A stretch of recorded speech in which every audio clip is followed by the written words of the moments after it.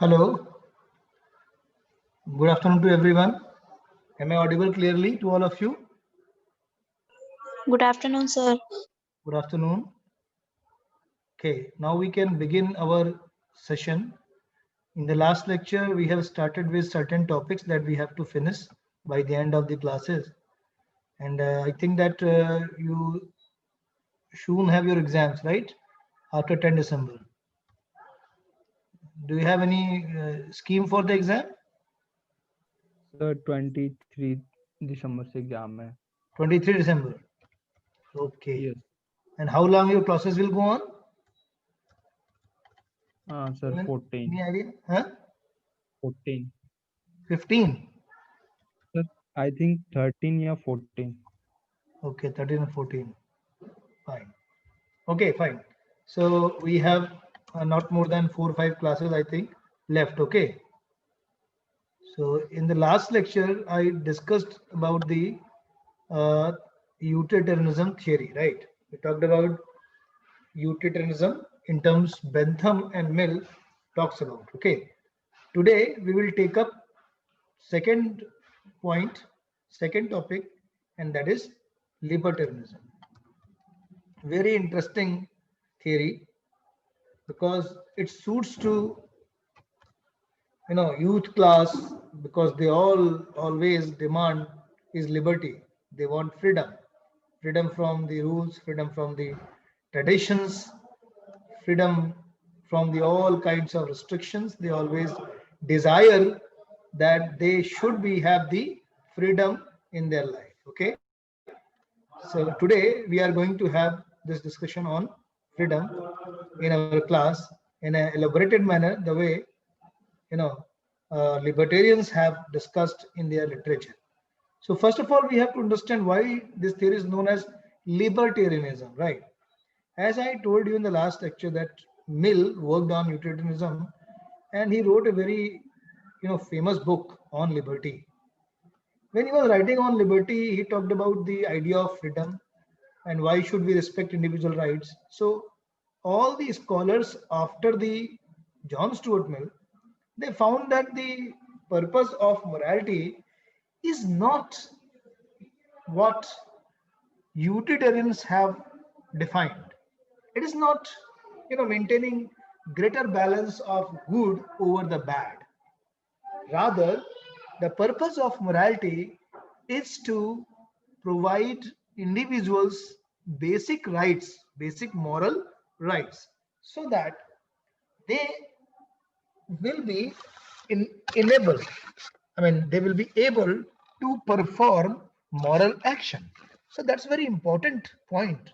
Libertarians draw the attention that without having fundamental moral rights like freedom, respect, and ownership. These three are very fundamental to one's life: freedom, respect, and ownership. So, according to them, unless we have these three fundamental rights, we cannot expect any kind of moral life, and we cannot logically praise or blame any individual in absence of these fundamental rights. So the purpose of morality according to libertarians is not to maintain a balance of good over the bad. Instead, it is to provide each individual basic fundamental rights so that they can act morally and their actions can be, evaluated morally.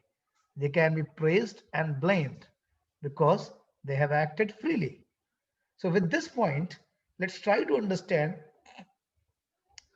this theory is based on libertarianism. And liberty is right based freedom. Freedom, not as it is what we think, but freedom has to have proper reasoning in what ways we are free and we should be and must be free in this society. That's why liberty is known as right based freedom.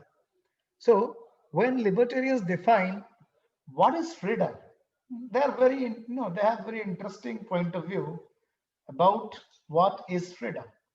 According to them, freedom is all or nothing.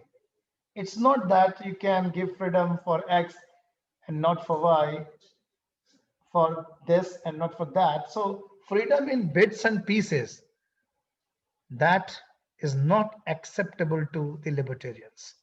They talk about the freedom which is complete, okay? But they put one condition on this idea of freedom, that is, you must not harm the other.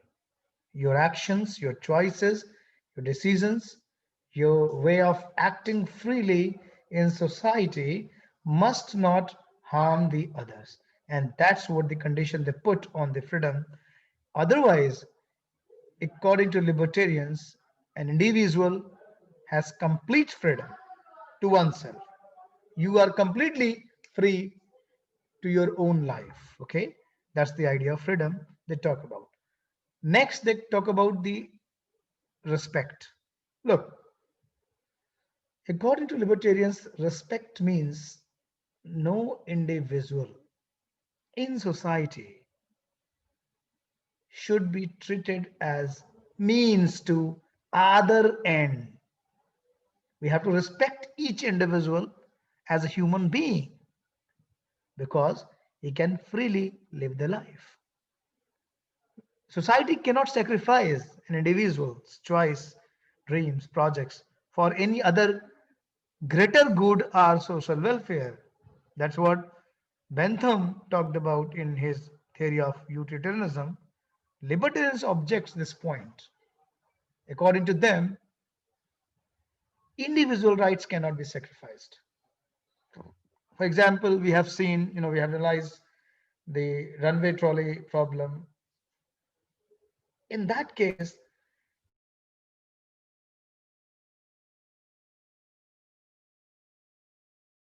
you save five. This kind of decision making, this kind of sacrificing the individual rights, libertarians object. According to them, this is somewhat disrespecting an individual for greater good. And that's what they deny, they reject. According to libertarians, we should respect each individual as a human being. And human beings are different from the animals and objects because they can act and choose freely. That's the idea of respect, that nobody can be used as a means to achieve any greater good or social welfare.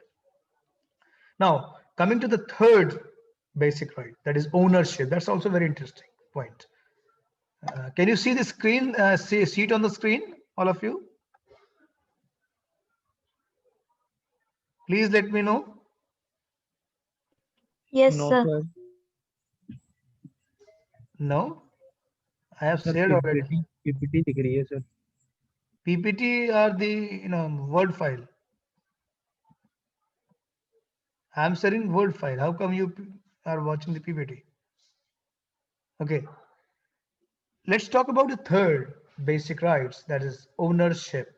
Look, libertarians say that each individual is an owner of oneself, like author of the book. He has full freedom to write what he wants to write. He has full freedom to decide what he wants to act on. Nobody else should disturb, intervene in his or her decisions. And that's what respecting freedom of oneself in ownership and decision making. You can suggest, but you cannot impose, you cannot forcefully take ownership of the others. So we all are complete owners of ourselves, but we should not own the others. We should not intervene into the others' matter. That's also implicit in the idea of ownership. So through your ownership, what kind of decision you make in your life, they should be respected by the family, by the society, by the state, by the government. Only condition is that your ownership based decisions should not harm the others, should not harm the others. Even you can incur harm to your own self in your ownership. Like if you reasonably know that consuming alcohol is harmful to health, libertarians would say, look, you have a reason, you follow this reason or not, that is your choice, that is your ownership, only that you should not harm the other. If you harm yourself by knowing the consequences, nobody should disturb you. Okay, so that is the idea of ownership, right? Now, coming to these ideas of freedom, respect, and ownership, libertarians have major objection to the states and governments because libertarians believe that all the state and government, they excessively intervene into the life of individuals by creating rules and laws. Libertarians maintains that there should be minimal role of government in controlling and regulating the life of individuals. Minimal role. What kind of minimal role? The government should protect an individual from the external threats like loot, fraud, cheat, an external attack, war by the other country. This can this can be regulated through the government. Huh? So again, libertarians say government have three valid checks because government rules by checks and balances. Okay, so government can have three check: legitimate acquisition, that whatever one acquires as a wealth, the government can check whether you have acquired through right means or not. That is called legitimate acquisition. Okay, and legitimate earning, whatever you earn. Acquire means transfer of property, gaining the property. Okay, and whatever you earn, that has to be legitimate.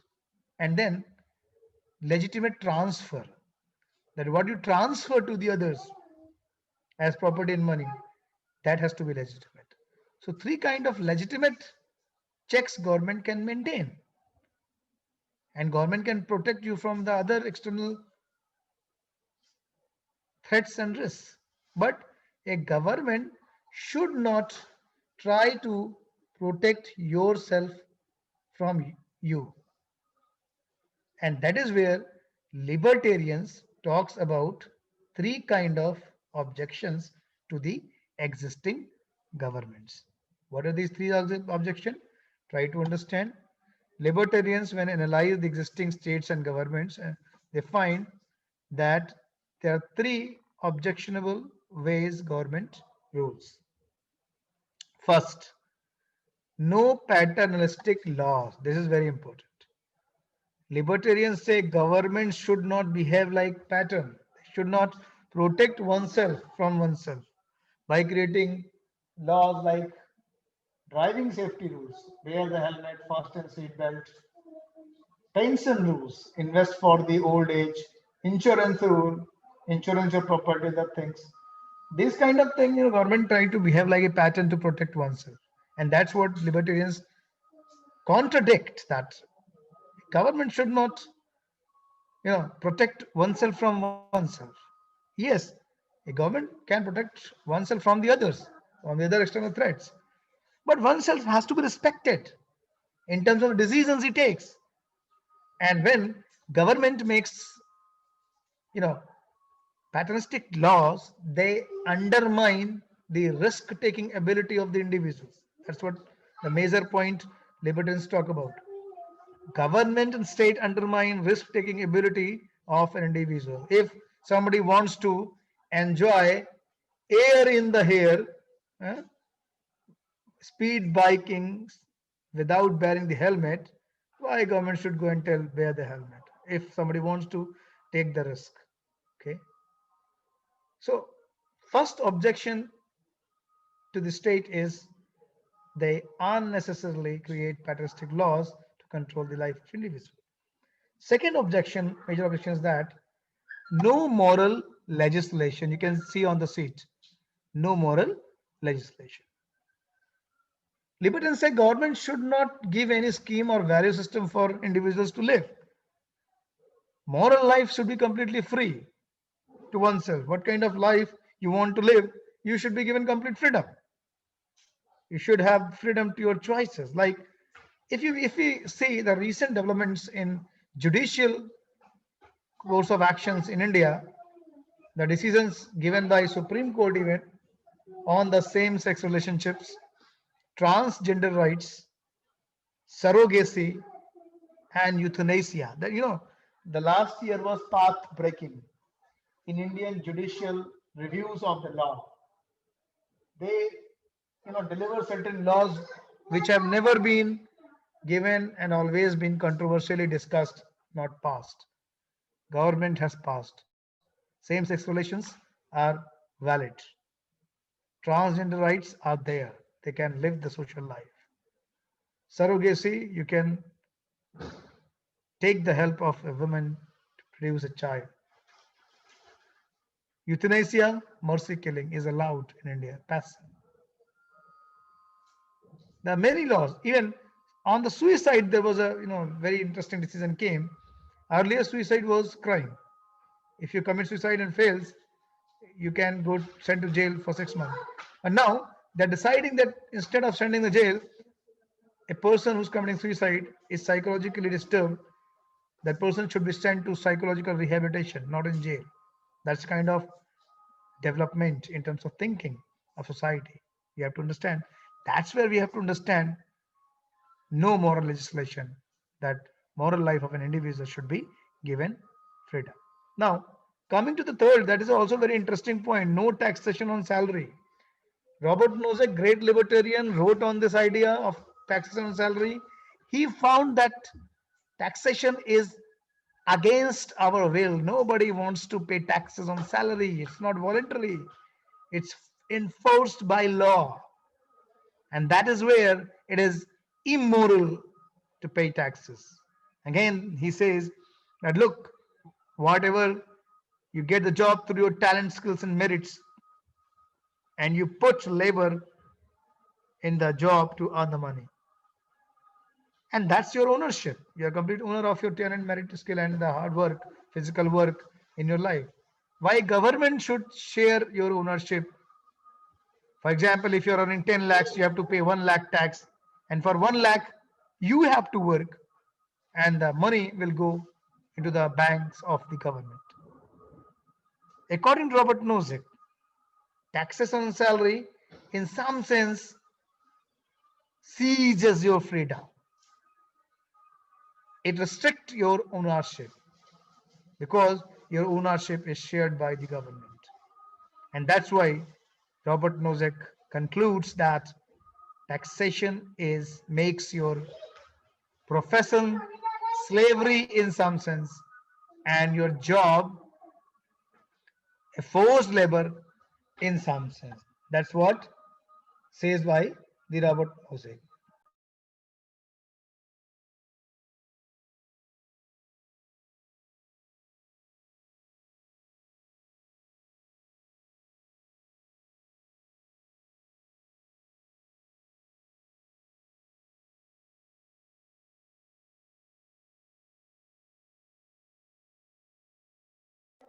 Hello. Yes. So these are three moral objections by libertarians to the existing government. Now, two important points in the liberal theories that we need to understand. Liberals actually reject the redistribution of the wealth and resources in society. Look, redistribution of wealth in terms of the taxation that we have discussed by Robert Nozick. That Robert Nozick denies any redistribution on the wealth, that government take taxes and that money government spend on with the others. That redistribution of wealth libertarians deny. Again, Libertarians deny the redistribution of the marks and seats through the reservations. According to them, a government has a responsibility to maintain equal starting line. A government has the responsibility to make competition fair. They have to make equal starting line by giving basic facilities to everyone. Once basic facilities given, like education, food, and other securities are given to everyone, competition has to be fair. What a competitor achieve, let him achieve the full. No taxation on salary and no marks distribution in terms of reservation should be there by the governments. That's what libertarians argue, that they deny taxation, they deny reservation in the jobs, educational seats. And that's why they argue for the meritocracy, that jobs, educational seats, power, position in the society should be based on merit. But importantly, they maintain that a government should always try to create a just society. That means giving basic resources to everyone so that it can make competition fair. People may have satisfaction in terms of the government's roles and actions. So these were some important points by the libertarians. Let's have the discussion on 2 minutes. Any quick doubt, any quick question on the theory of liberty? Please ask. Are you clear about these ideas? Please respond quickly. Hello? Yes, sir. Yes, if any quick doubt, quick question, you can ask. We have 1 minute and then I will discuss another topic. That's very interesting one, small topic, because we are left with many theories and we have no much time left, only 4 or 5 lectures, so we have to finish all these topics. Any quick question you can ask.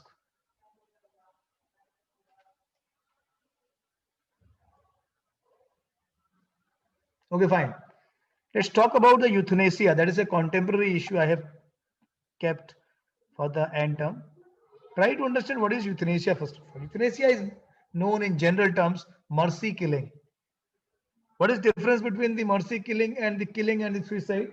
Look, killing is a crime. Suicide is when you mentally, psychologically troubled and you don't want to live by your will, but biologically you are able to live, but you don't want to live. That's suicide. Euthanasia, biologically you are unable to live. That's why you want to die. Okay. In suicide, you don't want to live. And in euthanasia, you want to die because you are unable biologically. So euthanasia is a medical condition when one suffers from terminal illness. Terminal illness means that disease cannot be cured. The patient has to die in the course of time. Second condition, a patient is suffering from excruciating pain, unbearable pains. Third, a doctor's committee suggest and sanction these facts, medical facts, and a patient have the moral choice, moral will to die. If these all conditions qualified, fulfilled, then only it makes the sense of euthanasia, mercy killing. Now, India has a law. There are two types of euthanasia, active and passive. In active euthanasia, a patient can plead to the state to give direct aid to die immediately, like injection or other procedure. Immediately you can stop your life. In active euthanasia, by the aids given by the government, medical support. In passive euthanasia, you cannot immediately stop your life, A government will not support any medical aid to finish your life. Rather, a government will give you permission to stop medication, to take injections and that medicines, to get discharged from hospital, to get off from the life supporting system in case somebody is unconscious and his family members can decide. Putting out of ventilator, life supporting system, and then you can die in the course of action, course of time naturally. That is called passive euthanasia. In India, recently law came on euthanasia, and that sanctions only passive euthanasia, not the active euthanasia. In India, you can plea for passive euthanasia, and this was a long decision pending Supreme Court. A nun in the Kolkata was raped 15 years ago. She went to coma, was alive. She was kept for 15 years in a hospital. But one nurse fought for justice and she said that she better now die. They went to court, applied for this case in the Supreme Court. It was pending for a long time. Then Supreme Court gave a decision that yes, passive euthanasia is morally reasonable. It can be given, granted. With the verdiction on this case, only that law introduced in India on euthanasia, passive euthanasia is permissible now. So that's up with the 2 points, libertarianism and euthanasia. I invite your questions. Please go ahead. Your questions, doubts are invited.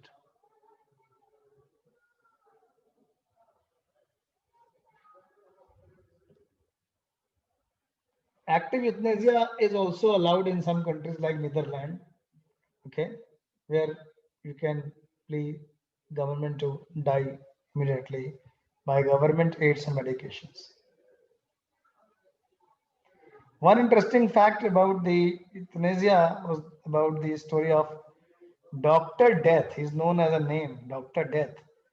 In USA, Dr. Death gave injections to many patients because they were not well, suffering from diseases and they wanted to die. Dr. Death gave injections to those patients and they all died. Later on, it disclosed that Dr. Death was giving services for money, and then Dr. Death was given punishment by the court. Almost 500 patients he has killed by his services. Yes, please go ahead with the questions. Quick questions, doubts, anything want to express on these two topics.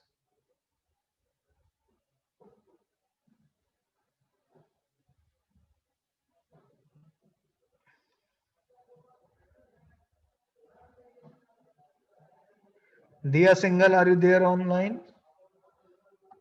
Dia Singhal, section H, roll number 23. Can you hear me? Yes, sir. Yes, sir. What you have learned from these two topics? Did not ask any question. Simply logging on mobile phone and then just enjoy the lecture. Eh? No, sir. Then ask question, at least one. Tell me something, what you have learned. Did you follow the whole lecture? Yes, sir. I was there. Yes, then tell me something.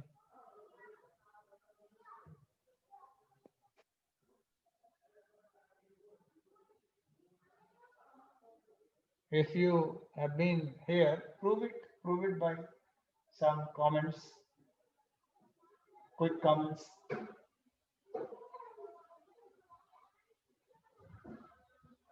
Yes.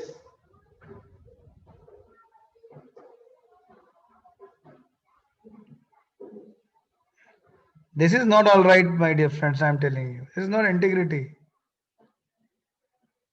You must have raised some questions. You're born with the head and mind and brain. भगवान ने दिमाग दिया है आपको, इसीलिए दिया है कि आप कुछ सोचें, पूछें, बताएं। इसने नहीं दिया है कि 6-inch device, mobile phone, and you are lost in your life. Try to understand my comments. If you have to grow, succeed in your life, try to learn and ask something.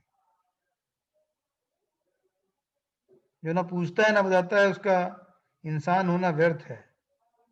We are civilized human being only because we can speak, we can comment, we can learn, and we can tell to others.